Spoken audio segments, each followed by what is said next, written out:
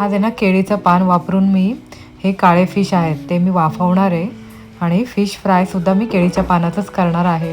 त्यासाठी आहे ना हे फिश मी अगोदर आता मॅरिनेट करते. त्यासाठी अर्धा चमचा हळद, अर्धा चमचा धणा पावडर, 3 चमचे लाल तिखट मसाला, तेल, चवीनुसार मीठ, 1 चमचा आलं लसूण मिरचीची पेस्ट आणि कोकम आगळ लावून मस्त 15 मिनिटासाठी फिश मॅरिनेट करणार आहे.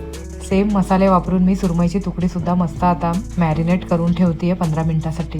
कालवणासाठी आहे ना काळ्या माशाचा डोकं आणि शेपटीचा भाग घेतलेला आहे आणि तेल तापल्यावर आहे ना त्याच्यामध्ये खूप सारा ठेचलेला लसूण, मिरची, कच्च्या कैरीच्या फोडी घातलेल्या आहे, हळद, धणा पावडर, आगरी लाल तिखट मसाला मस्त परतून झाल्यावर त्याच्यावर हे डोक्याचा भाग आणि शेपटीचा भाग घातलेला आहे. व्यवस्थित मिक्स केलं. चवीनुसार मीठ, बारीक चिरलेली कोथिंबीर आणि 1 ग्लास पाणी घालून झाकण देऊन मस्त मच्छी शिजवून घेतलेली आहे. केळीचं पान स्वच्छ धुतलेलं घेतलेलं आहे. त्याच्यामध्ये हे जे मॅरिनेट केलेले फिश आहेत त्यातले मी अर्धे घातलेले आहेत.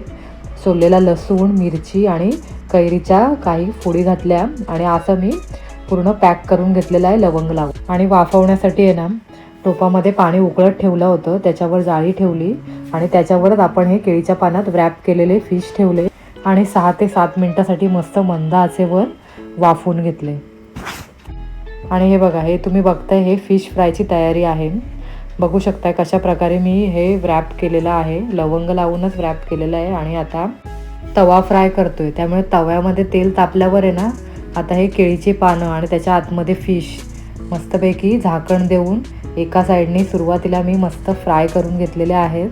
एक साईड शिजली की झाकण काढायचं आहे आणि आता झाकण न देता मस्तपैकी फिश दोन्ही बाजूनी मस्त खरपूस फ्राय करून घ्यायचे आहेत आपल्याला. बघू शकताय एक साईड शिजली की पलटून घ्यायचे आणि परत दुसरी साईड शिजवायची. अशा प्रकारे फिश हे मस्तपैकी आता फ्राय करून घेतलेले आहे. तुम्ही बघू शकता एकदम ड्राय झालेलं आहे बाजूचं तेल वगैरे. गॅस बंद करून घेतलेला आहे.